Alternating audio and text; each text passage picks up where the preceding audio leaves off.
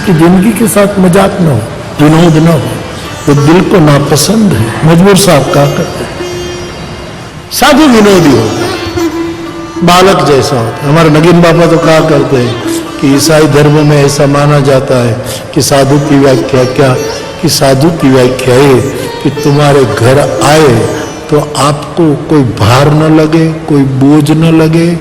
और ईसाई धर्म की व्याख्या कि घर आए तो घर वालों को लगे कि कोई पड़ोस का बच्चा हमारे घर खेलने आया है, इससे ज्यादा कुछ नहीं। इतना सरल साधुता का लक्षण माना जाता है, बहुत सरल। गोस्वामी जी तो बड़ी प्यारी पंक्ति में अक्सर कहता रहता, सरल सुभाव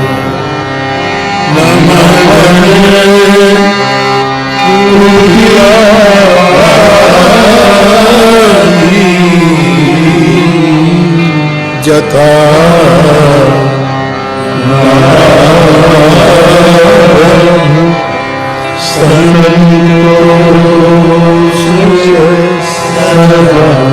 सरल तरल जीवन। ये कल एक युवान इंटरव्यू लेने वाला वो पूछ रहा था कि बापू हमारे घर में मैं देर से उठता हूँ तो घर वाले टोकते हैं, बहुत देर से उठता है, बहुत देर से जागता है, सीखो संस्कार सीखो, जल्दी जागो जाओ। मैंने कहा कि जल्दी जागना चाहिए, लेकिन जाग ना पाओ और कोई भला जगाए तो ऐसी कोई नहीं, सहज रहो। 1 घंटा देर उठो, क्या बिगड़ जाता है? हमारे जागने 1 घंटा सोने से दुनिया का कुछ खराब नहीं हो जाएगा, जागोगे तो कुछ खराब होगा। ये कुछ लोग सो रहे, अच्छा है, सोते अच्छे। कुंभकर्ण तो 6 महीने सोता था, 6 महीना ऐसा लिखा है रामायण। लेकिन हमारे बहुत से क्षेत्र है दुनिया में, कुछ क्षेत्र में लोग जागते ही नहीं, और जागते हैं तो जिंदा नहीं दिखते, ऐसा है। तो मेरे भाई बहन बात ऐसी है, सहज रहो। मैं युवान को कहा कि तुम सहज रहो, कोई बात नहीं, तुम्हें काम करना है तो ठीक है, जल्दी उठ। बाकी मैं बड़ीलों को, माता पिताओं को भी प्रार्थना कि अपने बच्चों को, माताओं तो खास, बहुत जल्दी जबरदस्ती मत जगाओ। आज की बच्चों के स्कूल कॉलेज के समय भी बहुत जल्दी नहीं रखने चाहिए। 7 बजे स्कूल शुरू हो जाए, ये क्या है? बच्चे को 6 बजे माताएं जबरदस्ती जगाती है, जागो तैयार हो। वो बेचारा आलस में अभी उसको, ये बच्चा है, उसको ज्यादा नींद चाहिए। क्या स्कूल तुम 9-10 बजे नहीं शुरू कर सकते? नाश्ता करके बच्चा आराम से स्फूर्तवान होकर, मेरा बस चले तो बच्चों की स्कूल 10 बजे के पहले शुरू ही न करवाओ, 10 बजे शुरू हो जाए, 12 बजे उसको थोड़ा नाश्ता वास्ता दे दिया जाए, आध घंटा खेलने दिया जाए। और चालू स्कूल में बारिश आए तो उसको कह दिया जाए स्लेट पेन सब रख दो, कंपाउंड में जाकर नहाओ, आज तुम्हारा नहाने का पीरियड है, नहा लो। ऐसा शिक्षकों को करना चाहिए, और शिक्षकों को भी नहाना चाहिए। बीजा ने नवड़ाव्याज करिए। वर्षा ऋतु में बच्चों को स्नान करने देना खुले में, ये एक शिक्षा है, एक सब्जेक्ट होना चाहिए। कितना भारी शिक्षण दिया जा रहा है, क्यों इतनी जल्दी स्कूलें शुरू करते हो? आराम से यार स्कूलें शुरू करो। और बच्चे की स्कूल हो तो फिर 2-3 बजे छोड़ देना चाहिए, आज जाओ। और घर आए तो माताओं को भी प्रार्थना, होमवर्क तू कर। बोला घर में होमवर्क कर तो पति से कम लड़ाई हो, होमवर्क तू कर ना। बच्चे ने क्या, होमवर्क करो। और इंग्लिश मीडियम में माँ को तो अंग्रेजी आता नहीं और बच्चों पर टूट पड़ती है। एक घर में चोर गया तो सब सोए थे, एक बच्चा जागता था, स्कूली बच्चा। तो चोर को डर लगा कि इसकी उपस्थिति में मैं चोरी कैसे करूं, लेकिन बालक जागा था, उसको पकड़ा। तिजोरी कहाँ है? धीरे से पूछा। बोले काम क्या है? बोले चोरी करनी है। तो बोले मेरे स्कूल का दफ्तर चुरा कर ले जा तो बताओ। मेरी स्कूल बैग तू ले जा तो तुम्हें दिखाऊं। अब इससे आप कल्पना कीजिए कि बालक पर पढ़ाई का कितना बोझ हो रहा है, उसको निर्भर रखो। आज की शिक्षा कितनी, आदमी की जवानी खबर नहीं, पढ़ो जरूर पढ़ो, लेकिन कुछ ऐसे घंटे निकालो कि तुम रिलैक्स रहो, तुम आनंद करो, तुम मौज करो, तुम प्रसन्न रहो। तुम्हें हर वक्त पढ़ना पढ़ना पढ़ना पढ़ना और ऐसे सब्जेक्ट इतना पढ़ना, और आखिर में इतने डामाडोल कर दिए जाते हैं विद्यार्थी को कि उसका लक्ष्य उसको निर्णित नहीं हो पाता। और जब आप बहुत डामाडोल हो जाए तब प्लीज तुम्हारा कल्याण मन वचन कर्म से जो चाहते हैं, केवल तुम्हारा कल्याण ही चाहते हैं, और उस कल्याण की बातों से कहीं अंदर से ऐसा ही सूर निकलता हो, तब मान लेना कि मेरे कल्याण में अब यही निर्णय लगता है। युवाओं के लिए मैं कह रहा हूं, आदर्श जरूर आप बनाएं, लेकिन आपके मन में जब भरोसा है कि मेरे बारे में सोचने वाले मेरे लिए प्रामाणिक चिंता करते हैं। कितने युवाओं का भविष्य, मुझे कल युवाओं के बारे में बहुत पूछा गया कि बाबू युवान एकदम एग्रेसिव हो जाता है, एकदम डिप्रेशन आ जाता है, ये सब एक कारण ये है कि एक नैराश्य पैदा हो जाता है। जरूर पढ़ो, आगे पढ़ो, लेकिन कितनी साल इसे पढ़ाई में पढ़ते पढ़ते भी थोड़ा समय निकालो कि आप क्रिकेट खेल सको, वॉलीबॉल खेल सको, आप अच्छे नाटक देख सको। हाँ, मुझे कोई आपत्ति नहीं, अच्छे चलचित्र, अच्छी फिल्म देखो, अच्छी हो वो ध्यान रखना। हाँ, मैं फिल्म જોવાનું શીખવતો નથી, ये कथा में नहीं आता है रामायण में कि फिल्म देखो, अच्छी हो वो देखो, मुझे क्या आपत्ति। अब मैं भी देखूं, अब तो मुझसे नहीं देखने के लिए जाना मुश्किल है, क्योंकि जाऊं तो थिएटर में लोग पैर छुए, और जरूरत भी नहीं। जब बड़ा हाथ में आ जाता है तो छोटा अपने आप गिर जाता है। हरि नाम का आनंद आ गया तो सब आनंद फिर छोटे पड़ जाते। बाकी कोई अच्छे चित्र हो, अच्छा नृत्य हो, अच्छा गीत हो, अच्छी कला की प्रस्तुति हो। पहले कैसे सुंदर चित्र आते थे, कैसे कैसे उसके दिग्दर्शक होते थे, कैसे संगीत वाले धुनी लोग बैठते थे, क्या तर्ज और क्या उनके कवि लोग थे, उनके जो गीत रचना कितनी प्यारी। इसलिए मैं कभी कभी फिल्म पंक्ति हो, बाकी मैंने एक भी फिल्म का गीत नहीं गाया, गाता ही नहीं मैं। कितनी प्यारी बात है। अगर मुझसे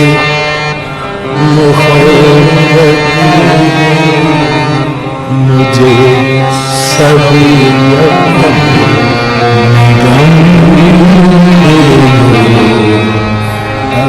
कितने प्यारे शब्द है, कितने समर्पण के शब्द है, कितने विशुद्ध भाव के शब्द है।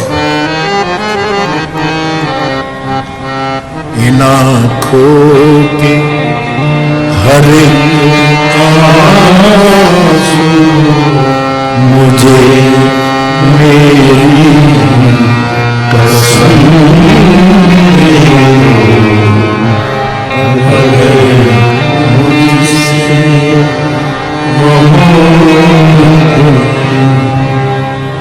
कितनी सुंदर। गायक भी कैसे कैसे कैसे गाए, आज भी बहुत अच्छे गाए। मैं तो संगीत की स्वागत करता हूं, अच्छे गाए, लेकिन जो गीतों की कुछ दशाएं हैं, दौड़ दौड़ दौड़, ये पूरे स्टेज पर जब भागा भागी होती है, सब कुछ रहता है, संगीत मर जाता है, बाकी सब कुछ। कितने कोई गीत में तो बिल्कुल संगीत कितना धीरे धीरे पीछे पीछे अनुकरण करता है, बिल्कुल। कहीं सितार धीरे धीरे पीछे जा रहा है, कहाँ धीरे धीरे दिल डूबा जा रहा है, बिल्कुल धीरे धीरे। किसी वाद्य को ओवर नहीं होना है। क्या कंपोजिशन होते थे साहब, अच्छे। ये साधना है, उसको भक्ति से विलग मत समझो, ये भी एक साधना है। बच्चों को ये अवसर मिलना चाहिए, युवकों को ये अवसर। बाप इतनी जल्दी स्कूल है, बालकों बच्चों की स्कूल है तो कम से कम बहुत जल्दी नहीं होनी चाहिए। कई माता पिता बालकों को जबरदस्ती हनुमान चालीसा बुलवाते, बोलो हनुमान चालीसा बोलो, अभी जरा ऊंघ में बोल जय हनुमान ज्ञान गुण। हनुमान जी सूरज गड़ी गया था या छोकरो हनुमान जी ने गड़ी जाए, हाँ हनुमान चालीसा जल्दी न सीखे तो बाद में सीखेगा। तो मैं तो 40 વર્ષના થયા ત્યારે શીખ્યા હતા, ઘણાને તો હજી નથી આવડતું, 80 પહોંચ્યા, એક જ આવડે જય જય જય હનુમાન गोसाई। छोड़ो, जबरदस्ती नहीं करो। मैं तो दुनिया भर में घूमना ही मेरा काम है। लोग अपने बच्चों को लाते हैं, जबरदस्ती पैर छुआते हैं, बाबा के पैर छुओ, वो बच्चा रोता है, बच्चा बाबा पर गुस्से होता है कि ये बाबा कहां से आए हो कि हमें ये कसरत करवा रहा, ये है कौन? उसको गुस्सा होता है, सच में गुस्सा होगा। जबरदस्ती पैर छुआओ, जबरदस्ती सहज रहने दो। माताएं बच्चों को जबरदस्ती खिलाती है, बच्चे को भूख लगेगी वो इतना खा ले, हाँ जरूर न खाए तो प्यार से खिलाओ, लेकिन जबरदस्ती किसी भी बात की मत करो, सहज रहने दो। इनका स्वभाव सहज है, कुछ जरूर मार्गदर्शन, जरूर उसको पत्थर को तराशा जाएगा, जरूर सहज होना, सहज भोजन, सहज सोना, सहज चलना, सहज हो। दूसरे चले ऐसा ऐसे चाल चलने की कोशिश करने से बहुत ठीक नहीं लगते हम। जो चाल हो वैसे चलो, प्रभु ने जो दी हो सहज रहो। शास्त्रों में लिखा है उत्तमा सहजावस्था मध्यमा ध्यान धारणा सहज जीवन। साधुओं का जीवन सहज होता है, इसलिए उसके जीवन में संवाद की संभावना निरंतर रहती है। तुलसी ने साधुओं से वार्तालाप किया, इसीलिए उसके जीवन। कबीर साहब ने किसको संबोधन किया? साधुओं को। सुनो भाई साधो, सुनो भाई साधो, हर वक्त साधो, ताकि संवाद रहा। तो ये चारों जगह संवाद के कुछ कारण मेरी व्यासपीठ को लगे, सो मैंने आपके सामने रखा। और शिव और पार्वती के संवाद से, पार्वती प्रश्न पूछती है और उसके संवाद से राम कथा का जन्म होने वाला है। पार्वती भगवान शिव के पास बैठी हैं, कर पाई। और हिंदुस्तान में भी मूल जगह हरिद्वारे, प्रयागे च गंगा सागर संगमे, ये 3 स्थान विशेष गंगा जहां से देता है। और ये बड़ा परोपकार है। इतने छोटे छोटे बच्चों से लेकर बुजुर्गों तक सब प्रसन्न प्रसन्न रहे। और मैं अक्सर कहता हूं, भगवान जगतगुरु आदि शंकराचार्य प्रभु ने विवेक चूड़ामणि में कहा है कि परमात्मा के दर्शन का दरवाजा क्या है? वो दरवाजा वैकुंठ में है, साकेत में है, कोई और जगह है? तो शंकराचार्य भगवान कहते हैं प्रसन्न चीते परमात्मा दर्शनम। प्रसन्न चित्त ही परमात्मा के दर्शन का दरवाजा है। मानवी का चित्त प्रसन्न रहे, वो भगवान के दर्शन के अधिकारी हो जाता है। भगवान की कथा से इतनी आत्माएं प्रसन्न होती है, प्रसन्नता से भर जाती। आबाल वृद्ध, ये मैं कथा कहूं और आप सुने, और इसलिए नहीं, मुझे हटा दो इससे। कथा तो आदि अनादि काल से चल रही है, इस प्रवाह में हम आ गए, प्रभु की कृपा। बाकी ये तो अनादि काल से चल रही है, हम तो केवल उसी मार्ग का निर्वहन कर रहे थे। मैं कथा क्षेत्र में हूं इसलिए न कहूं, बाकी कथा एक ऐसा माध्यम है, एक साथ हजारों को प्रसन्नता का दान करती है। एक साथ एकमात्र कथा इस कलयुग में, इस समय में एक ऐसा माध्यम है, और ऐसे माध्यम के लिए जो निमित्त बने पल के संवाद में, राम कथा के प्रवाह में करीब करीब हो सकेगा मैं कोशिश करूंगा तो राम जन्म तक की कथा हम आगे बढ़ाएंगे। कल कथा के क्रम में राम जन्म तक कथा पहुंचाएंगे। आज की कथा को विराम।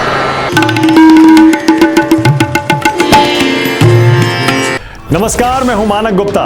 अगर आपको हमारा ये वीडियो पसंद आया हो तो इसे लाइक और शेयर जरूर करें, और हाँ, हमें सब्सक्राइब और फॉलो करना ना भूलें ताकि आप देश और दुनिया की कोई खबर मिस ना करें।